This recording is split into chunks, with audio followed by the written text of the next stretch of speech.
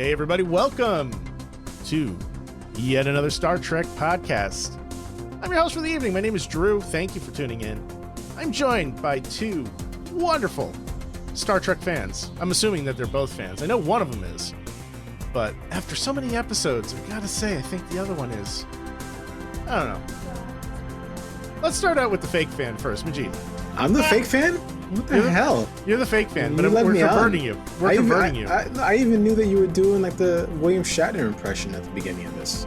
That wasn't a William Shatner impression. You're like, welcome to yet another Star Trek podcast. I'm just trying to bait the listener in. Get them hooked. All right, you got me hooked. Yeah, line and sinker, buddy. Yeah, you're right. Hi, buddy. How are you? I'm well. You sound so sad. I didn't want to be the fake fan. I'm second fiddle to Bradley over there. Brad, the real fan. Bradward. I feel like Majid, you should give him a demerit. No, I know you're not my demerit supervisor. I know. We're less than 90 seconds into this episode. I'm already getting a demerit. Well, I feel cool. Like if I said that, you would totally give me a demerit. I'm taking your Star Trek status away from you and replacing it with some lowly Star Wars status. Ooh, whoa. No. Can we go with Stargate or maybe like some other sliders? Yes, sliders. We'll do sliders. Sliders. Seagate. Yeah. Oh yeah. Sequest. Here I am calling it a hard drive. Oh man, it's been a long day. I bet it's been so long since we've last talked, hasn't it? Yeah, full 24 hours. 24 hours. We're doing like this weird like catch up period with the show, trying to get some episodes recorded and in the can. After tonight, I'm gonna have 3 unedited episodes to work on. That seems like quite a challenge. It's Brad's fault. He shouldn't have gone on vacation last week. I done screwed up, fellas, and didn't prioritize my time wisely. That's all right. I mean, you saw the Mets lose. That's good. Oh, dude, they almost got in a fight today. Yeah, it's the Mets, though. The Mets have a winning record right now. I mean, when this episode airs, who knows? It'll probably be terrible. But you know what? Did you see that some of the Yankees fans threw was it aluminum cans? More than just that, yeah. Was it? Dude, full bottles, beer and stuff at was it the Guardians? I think they did. We're recording this in April, so if you're listening to this in August, this happened last week. Well, relatively last week. So yeah, this is like time travel, like a time capsule. Ooh, this is our time capsule episode. Yes, this is. I think technically every episode is a time capsule episode for us. True.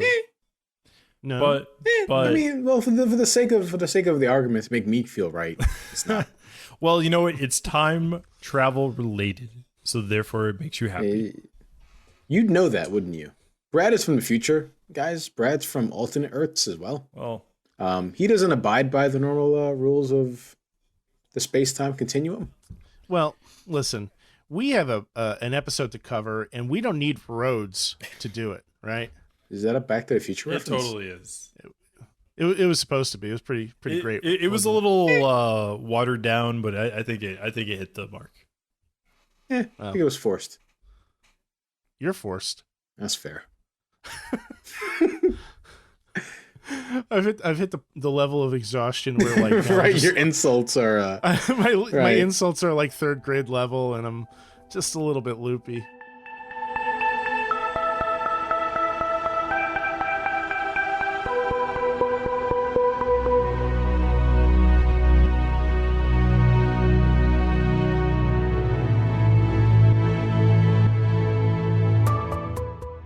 What do you guys say we dive in and start talking about the cage? I mean, the menagerie. Let's do this. I mean, the cage. I mean, the menagerie cage. The menagerie cage. You know what? Both answers would be acceptable in my opinion. The cagery. I like it. All right. Well, we'll workshop it. We'll come back to that. We'll circle back to that. We start off with Kirk, Spock, and McCoy beaming down to Starbase 11, Once on the planet, no one seems to have any idea why the crew is there. Kirk advises that they have received a message for them to return to the planet as soon as possible. They meet up with Commander Jose Mendez, and he confirms with Kirk that there was no message sent to retrieve them. It's almost as if someone faked orders for them to come. Why would a Starfleet officer do that? Seems like a plot point. Seems convenient. In any case, they're brought to see Captain Christopher Pike, who you may last remember from that 90s teenage sitcom, I Don't Want to Be the Captain of a Starship. Mendez explains that Pike was exposed to delta rays during a cadet mission, which caused irreparable harm, and he's now confined to a wheelchair-type thing from Futurama. Oh my god, I laughed. All I can picture is Fry just in that, just beeping and then getting out and says, "Oh, all yours." That's all I can think of. Yeah, I know. It's because of you. It's because of you. We should review that episode after we're done with TOS. I'm totally down for that. We can do it as a special episode. Right, Melvar, the viewer of the tapes. Welchie. Unfortunately, due to this Futurama wheelchair that Pike is confined to, he can only communicate in beeps and flashes of light. One beep is yes, two beeps is no. Clearly, Elon Musk's Neuralink never became successful. Oh. Spock speaks to Pike alone and explains to him that he will be breaking Starfleet rules, and all Pike does is flash his no light. Man, sometimes I wish I had a no light. Like, I don't know. This part kind of feels a little out of character for me. Hang on. Why do you want a no light? There's so many reasons. I mean, can you go through like the top 3? It's to tell you no in different ways. It's all right. I'll accept that. That was a good answer. I deserve that. I deserve that. That was good. I wish I could fist bump you right through this screen. Boop. To your point, though, Brad, yes, this does seem fairly out of character for Spock. Doesn't seem out of character for Pike. He seems like he's protesting this all the way down. You know what Pike was just saying in Morse code? Beep, beep, beep, beep, which translates to kill me. Kill me. So he's a fan of The Fly. Oh my god, was that a Fly reference? I believe it was. Never saw the movie. Anyway, Spock sneaks into the Starbase's computer room and assaults the 2 men occupying it. All right, the Vulcan sleeper hold came back. The Vulcan neck Sleeper hold. He does not. They go to sleep. You got to wrap your arm But they around go the to neck, sleep. man. But no, Right, that's fine. We split the difference. The Vulcan sleeper pinch. No. All right, well, you lose then. I mean, they go to sleep, right? He then transmits false orders to the Enterprise. Eventually, Kirk figures out that Spock has betrayed him. However, it's already too late, and the Enterprise has warped away with Pike on board, as well as McCoy, who had been, quote-unquote, ordered back to the ship. We later find out that Spock is taking the ship to Talos 4 for some reason. So they're setting up this excuse to essentially re-air the pilot. Oh God. How you guys feeling about that so far? I think I would have liked this episode better if we didn't watch The Cage. You ever been on a roller coaster where you wait in line, you sit into the roller coaster seat, they strap you in, and then it starts going and it kind of just builds up? That's what I felt. I'm like, oh God, it's not going to end well. And I don't know, man. I was not disappointed entirely. So that giant hump it was just like a really big steep drop, or was it kind of like the, oh my god, we're going up, we're gonna go over, and then we're actually still just Then going nothing. straight? Yeah, and it was okay. Yeah. It wasn't as bad as I thought it would be. The setup. So I'm sorry, buddy. I didn't mean to cut you off. I'm really excited to get into the meat and bones. No, whatever. Anyway. No, whatever. Leave me alone. Don't bully me. You insert like a I'm sorry, trombone buddy. for that, because like that's what I played in my head. Sad trombone. No, it'd be a sad trombone if anything. Close enough. We'll get there. There's plenty of time to get to the sad trombone. In the meantime, Kirk and Mendez are chasing the Enterprise in a shuttlecraft. Knowing that Spock wouldn't leave him to die, Kirk lets the shuttle lose power and forces Spock to stop and rescue him. Spock then immediately relieves himself of command and lets the Enterprise security team place him under arrest. It's like, oh crap, they're on to me. I give up. Very sudden. Oh man. However, Kirk is unable to regain control of the ship due to Spock's program and is still on its way to Talos 4. Kirk, Mendez, and Pike hold Spock on trial for what he did. Through a wall screen, we watch what happened several years earlier when Pike and Spock went to Talos 4 for the first time. Now, where's my script for the cage? Hold on a second, guys. I gotta find this. Brad, did you put that in the Dropbox? Yeah, I don't really remember what happened to that. Oh, So yeah, well, basically, what you should do is just maybe go back to our first episode and listen to the entire summary of that. yep. We'll wait. You back yet? Okay, good. Thanks for doing that. Appreciate it. It saves some editing time for Drew. It really does, and well, we appreciate you. All joking aside, though, the wall, the view screen on the wall is basically just the first half of the original pilot, The Cage. False distress signal summons the Enterprise to a planet where Pike is eventually captured by brainy aliens. We cut back to the present and then find out that the images that we're watching actually are emanating from the planet Talos 4, which is really weird because, creepy and stuff. And then the episode ends. To be continued next week on Star Trek. To sum up the episode, Spock kicks some more ass. Kirk has dreamy eyes for all the women. And you get 1 light for yes, 2 lights for no, and 3 for maybe. Gentlemen, how'd you like the episode? I feel like we missed out an important plot point, and I'm going to take the blame for that.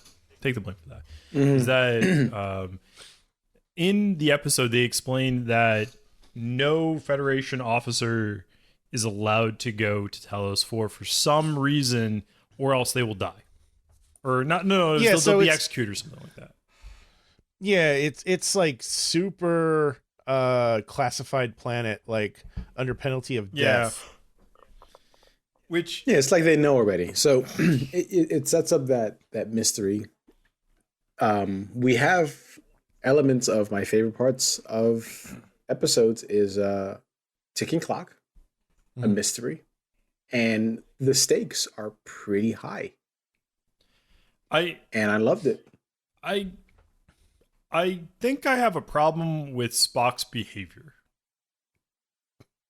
Well, we don't. Okay, sure, all right. Because they're unknown to you.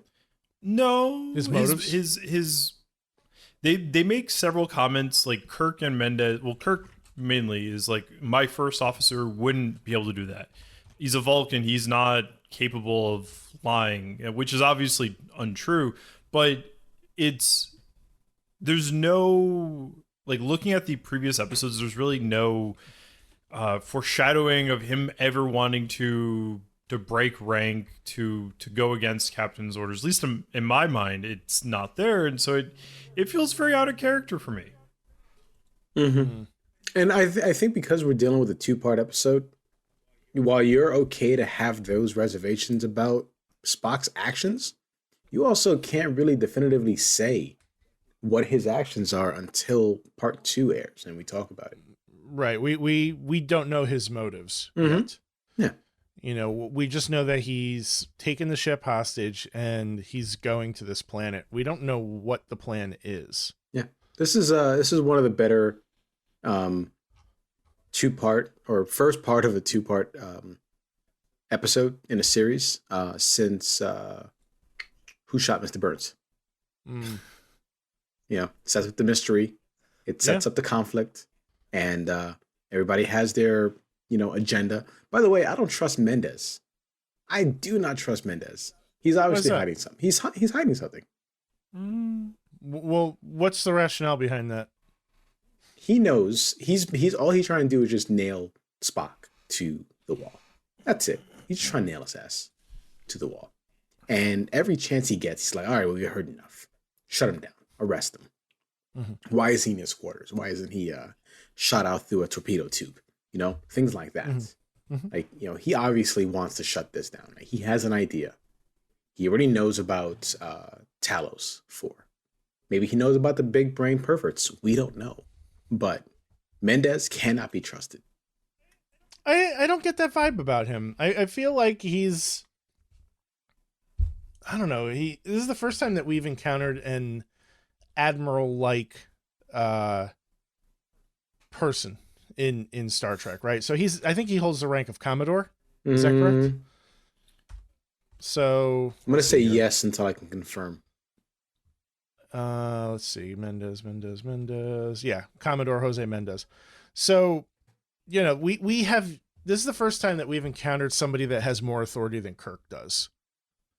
So I think it's potentially rubbing you the wrong way. I don't see anything nefarious from him yet. Not now. I'm willing to be proven wrong, but I'm just not getting that vibe yet. Brad, any thoughts? I really don't. I don't really get the vibe like Majid's getting. Like I think it's just he doesn't deal with Spock, and he's, you know, not wanting to really give him the benefit of the doubt, only because it's just like an officer breaking rank, and so to his opinion, Spock should probably be locked up, court-martialed. I don't think it's anything like ill will, like, oh, it's a secret plot, you know, like that's the whole, you know, premise. I have suspicions as to what's going to happen in the next episode in the direction they're going with it. You know, based upon the original Cage. To me, I just feel like it's a normal plot point. Nothing out of the ordinary. Yeah, I would agree with that.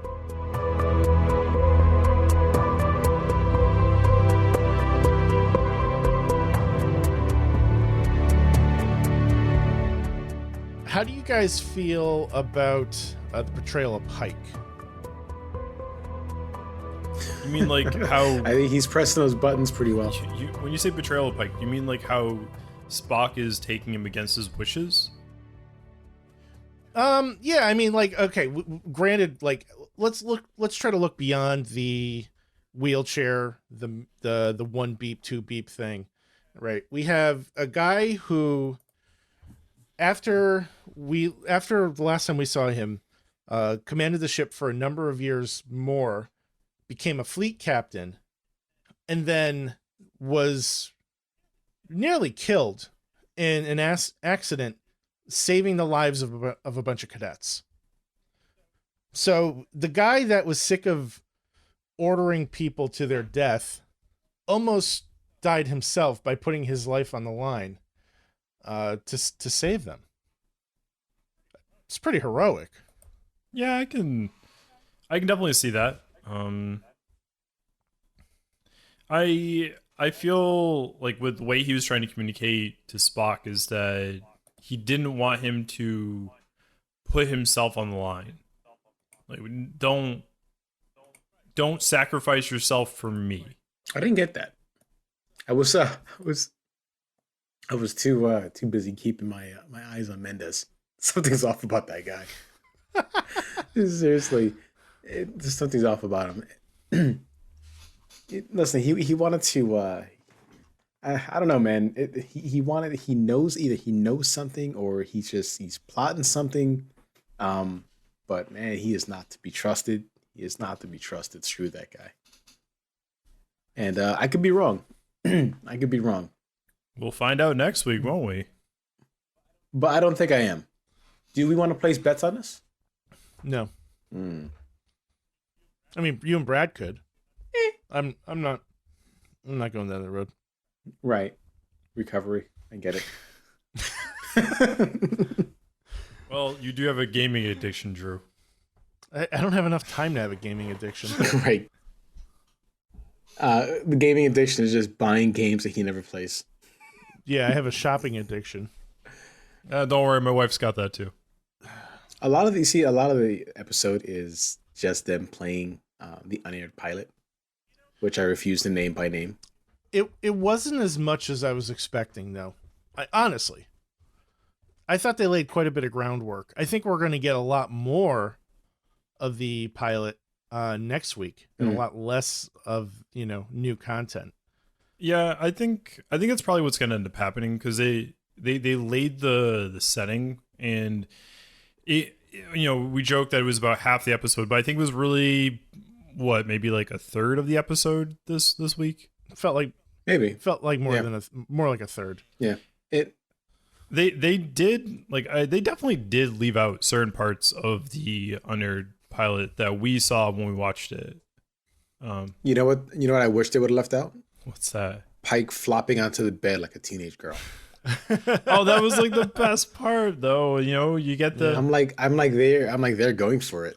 Like, what are they trying to prove by him flopping on a bed like a little girl? Pike's Mean Girls. I know. This episode was pretty full throttle. Pedal to the metal the entire time. It starts off with Kirk, Bones, and Spock beaming down to Star Killer Base. Wait, no, that's Star Wars. Star Base 11 immediately. And then it starts off with, hey, well, we didn't call you here. Well, somebody called us here. And it sets up that central mystery. It sets up that conflict. Spock talking to his former captain was nice. So it had all these different, spinning plates. Right off the bat.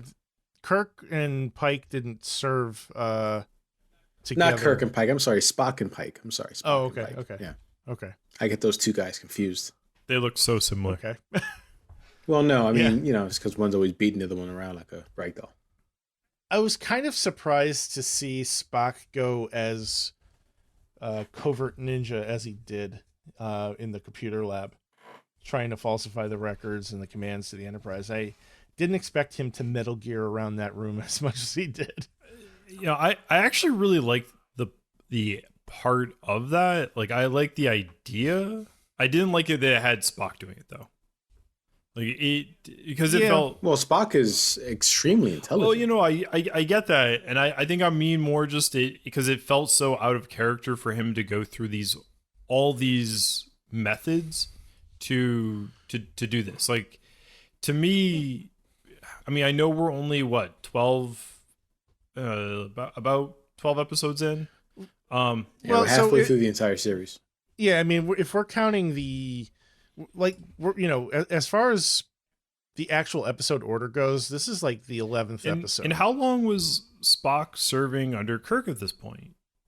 Because Spock was serving under Kirk 11 episodes. Well, I mean, like, clearly there's going to be. Oh man, wait! I really just walked into that number. But my point is that he's been clearly serving under Kirk for a period of time, and he has some sort of trust with him, and I'm sure, like, Kirk even said it. If he wanted to leave, he would give it to him, and if he needed a starship, he could probably work something out with McCoy and Kirk, explaining the situation. Obviously, apparently there's if you go to Talos 4, there's some sort of doom, but if you kind of explain it, I kind of feel like the relationship, they would be more than willing to help him. Do you think that you're looking at the relationship from somebody that's watched the show for so long, or somebody that's seen 11 episodes though? It's a possibility of watching it for so long. Yeah, I mean, at this point, though, Spock and Kirk have been through thick and thin. Spock has watched Kirk murder countless red shirts. They have that bond. It is true. They do have the red shirt death bond. Sounds like a metal band. Red shirt death bond. Ooh, can we call dibs on that band name? Yeah, I just did. My man. But I think to your point, though, is that I could be like using my many, many years of experience with Star Trek, the movies, everything I've seen, and I'm kind of jaded in that sense. It could be entirely that.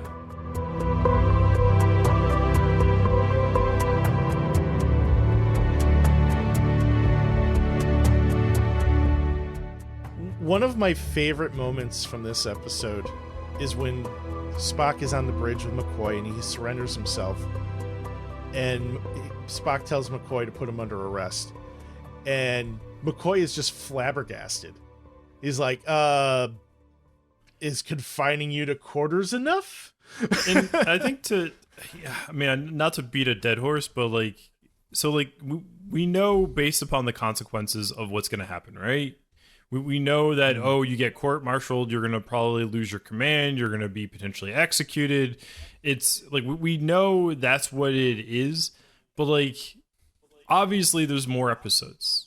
We know Spock, am I just looking at hindsight 2020 where it's just like, hey, we know nothing's going to happen to him, so therefore he probably could have just went to, the senior command and be like, hey, I want to do this. And they would have been like, okay. Mm-hmm. You're speaking with the optics of someone who is able to look this up in the year. What year are we in? 2021? 24. 2022. Don't do that to me. JD's living in pandemic time still. We're still in pandemic times. Oh, man, the future's great. Anyway. I'll tell you that much. Shut up, Brad. You and your time travel nonsense. Yeah, no, I mean, you're looking at this as, oh, well, we definitely know that Spock's not going anywhere. But, to someone watching the episode in 1935, 66. That's close enough. Sure. Yeah. 66. Some time period in the early mid. In the good old days when they were watching this episode, they didn't know. So, they didn't have TV Guide back then. I think they had some sort of TV guide, because that's how you knew what was on. They had two channels. Channels. No, because they usually had the newspaper. Yeah, the TV guide was probably in the newspaper. Yeah. April 3rd, 1953 is the first national TV guide. Like the actual magazine, the publication? I believe so, yeah.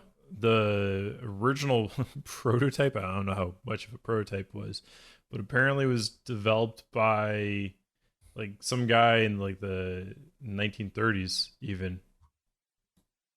Oh, I was right. But it wasn't printed until 1948, I guess.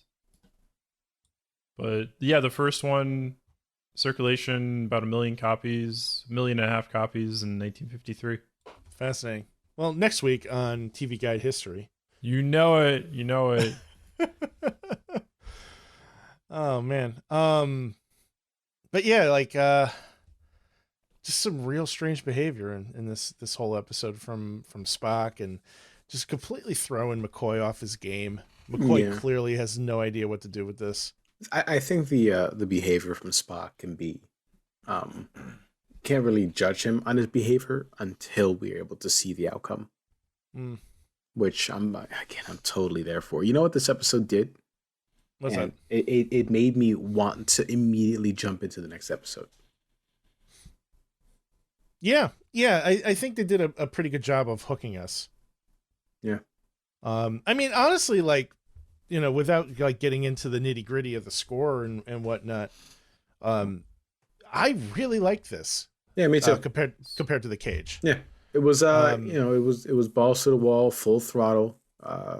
Full send, no stop. So the one thing that I'm really wishing we had done was not watch the Cage before, because honestly, everything you guys are saying, I agree with you wholeheartedly. And actually, I may be sounding like I'm giving this a little bit lower of a ranking than I probably actually am. But like, I actually really enjoyed it. I just felt I would have loved this episode more without watching the cage. I feel like the cage tainted it more for me, because I had such negative feelings towards the cage. So you should do what I do and just forget about the cage entirely.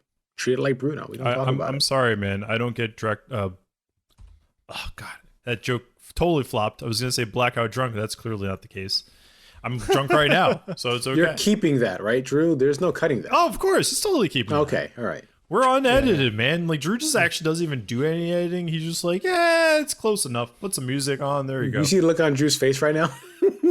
Yeah, look, the further we get into the show, the less I actually edit it. So, right. Whatever.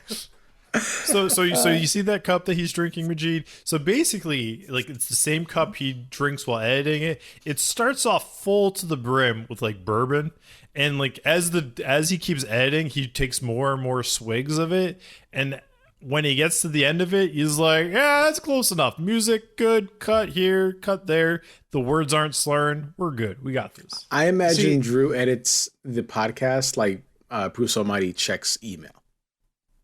Just with one cup of coffee in his hand. And, you don't get that? You don't like Jim Carrey? Oh, my God. I forgot. Dude, it hasn't even been like 24 hours since we had that conversation. Hey, Drew, if it makes you feel any better, you are decades ahead of me when it comes to music. Like your understanding of music is far beyond me. My musical taste still stuck in the 1960s. Yeah, Drew was the first one to introduce me to K-pop. He's the reason why I know about I thought that was me. Like I thought that was like all my shit, man. No, you introduced me to Tentacle Monster porn. Brad's about to launch his bourbon all over the computer monitor. Where do we go from here? Jesus. Yeah, I mean, like, there's really not. I'm trying to draw out this episode, but there's really not a lot to talk about. So, should we just get into it and talk about our scores? Yeah. You know, I mean, if you think about it, this was like about half of an episode in the purest sense, because yes, it's a two-parter, but also the only new content fills half of the episode. So 1/3.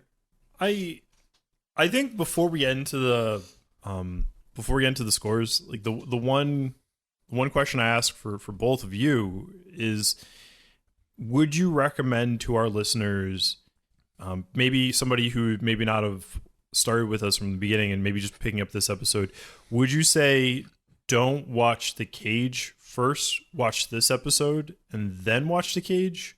Anybody anybody I talk to, parents, the dog, the cat, don't watch The Cage. I tell them all. The dog's right behind me. I've told him numerous times. He knows. Don't watch the unaired pilot. That's it. Yeah, I mean, I wouldn't tell them to watch this episode as like the first episode, but I would tell them to begin the show with the man trap and skip The Cage. Yeah, and then watch The Cage later on. If you have a mortal frenemy that you don't want watching this show, then tell them to watch The Cage. Well, it's like Black Mirror. I tell everybody to skip the first episode of Black Mirror. God, that first episode of Black Mirror was That's weird. a rough one. It is. But the series is great. I love it. Except for that first episode. That first episode was just like, I don't understand why I'm watching it. And honestly, the only reason why I watched it was because you're boss, Majid. That poor pig.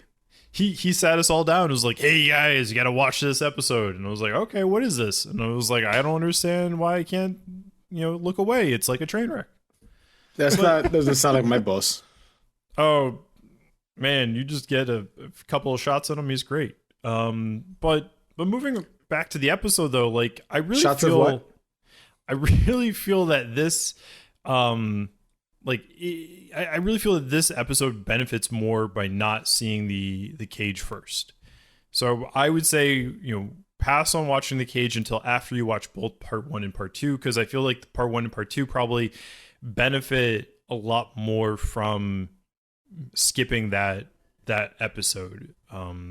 and it seems a lot less regurgitated and a lot more fresh by doing that.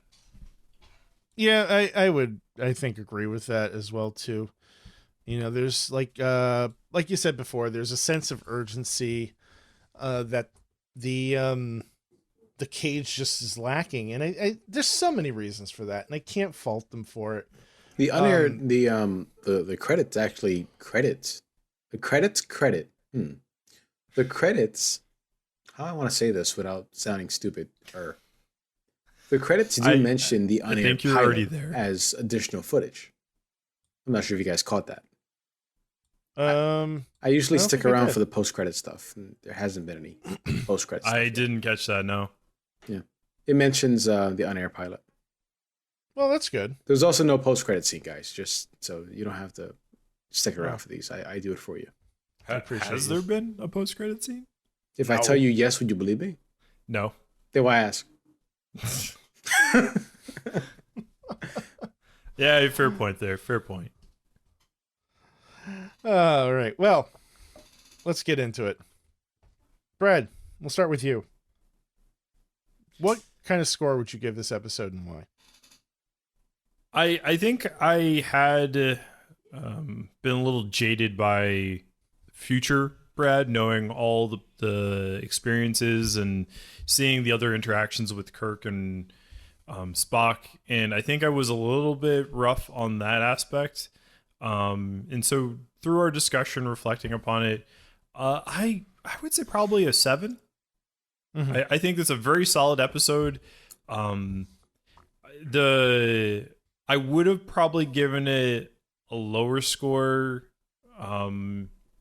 if I'm looking at it as in a flashback episode, like some TV series do.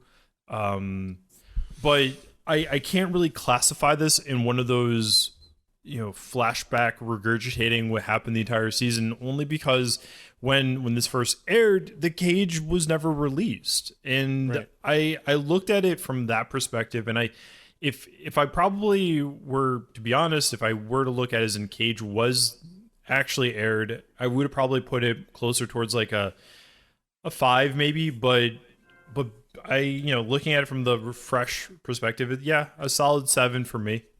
Mm-hmm. GD, what do you think? All right, so I'm going with an 8 on this one. And again, this was a, full throttle, edge of my seat. What's going to happen next? Why is this person doing what? When is Mendez going to stab Kirk in the back? Basically just a lot of questions, a lot of spinning plates that I think were handled pretty well. Bones having this look like Mark Wahlberg in The Happening, the entire episode. Drew, you don't get that reference either, do you? So, sorry. The entire movie of The Happening, Mark Wahlberg plays a school teacher. Oh, hey, Stella.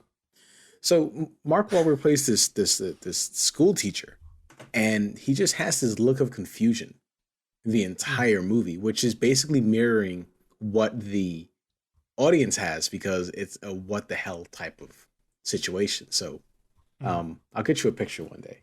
I'm never going to watch the movie again, but it's very much a meme. Anyway, the mystery, the ticking clock, the suspense, just the handling of the issue, and the fact that this got me wanting to immediately jump into part 2 makes a good episode for me. So I'm going to go 8. Yeah, I think that's a pretty respectable number, actually. And I think I'm going to split the difference with you guys and go 7.5. I thought you were going to say 4.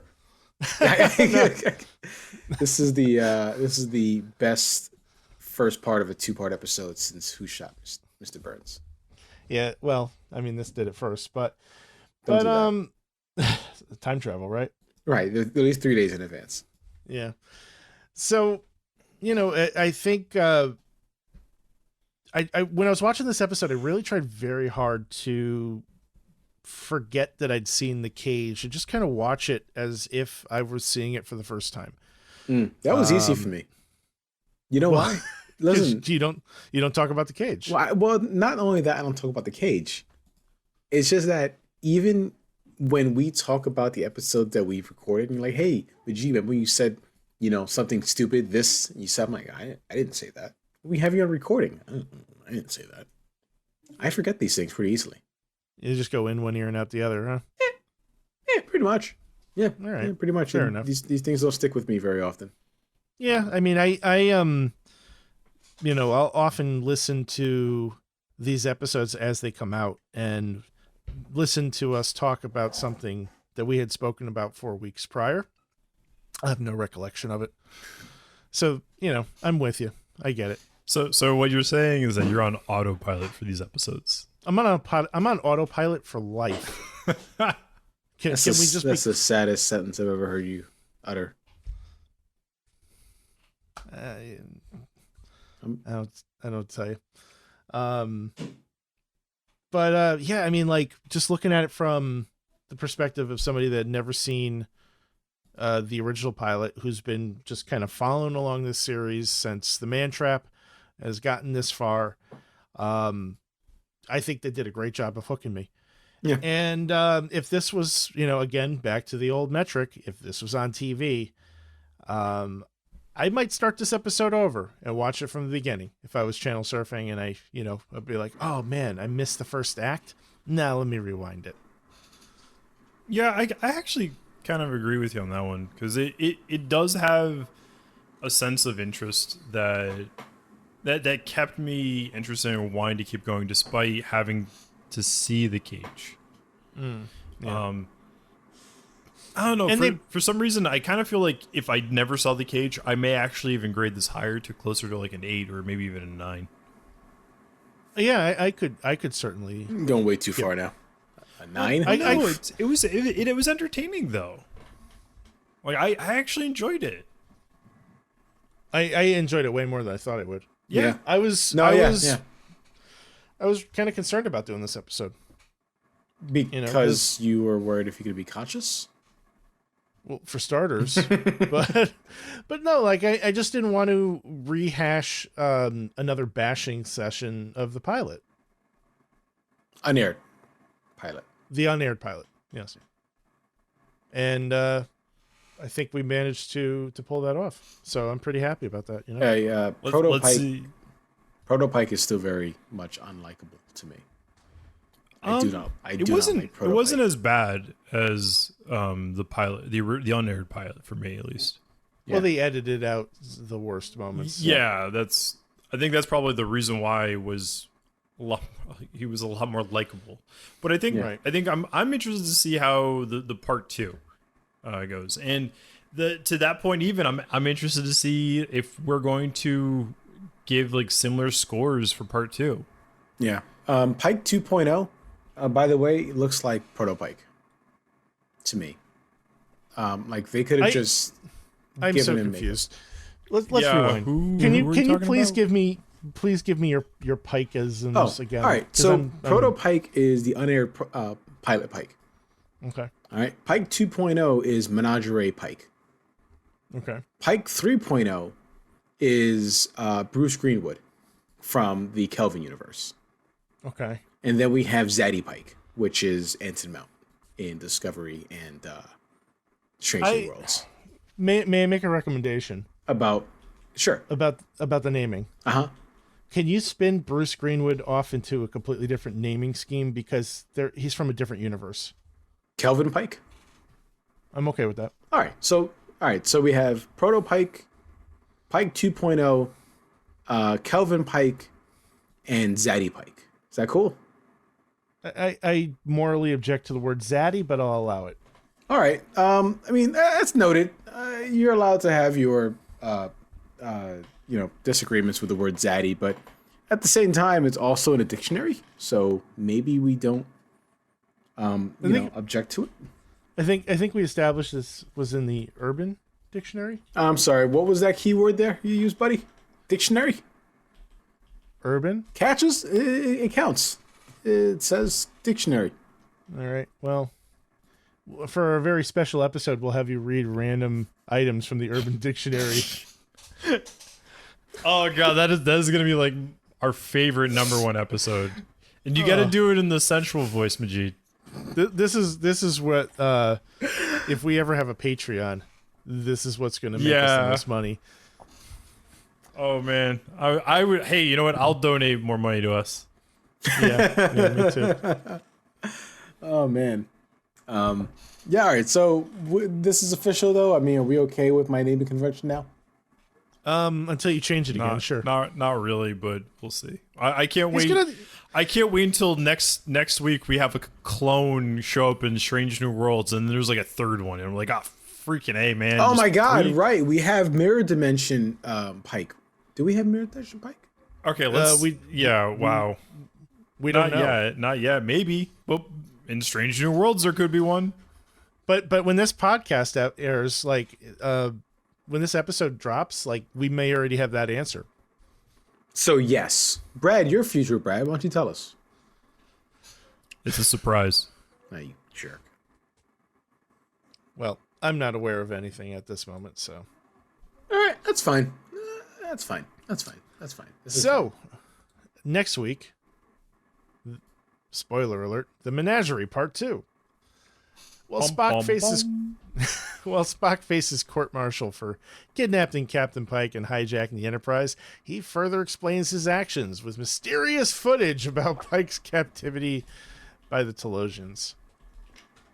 You gotta love that mysterious footage. The brain perverts. Yeah. Gentlemen, anything else that you'd like to discuss before we wrap it up for the night? I'm good, buddy. I think I'm all right. I think we're good. I have a very satisfied episode in the books. Excellent. So, well, folks, thank you for tuning in to yet another Star Trek podcast. We hope to see you next week with the Menagerie Part 2.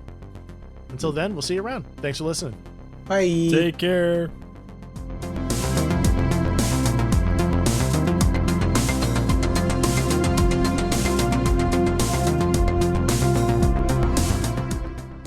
Hey folks, thanks for listening to yet another Star Trek podcast. We're part of the Retro Sessions Network.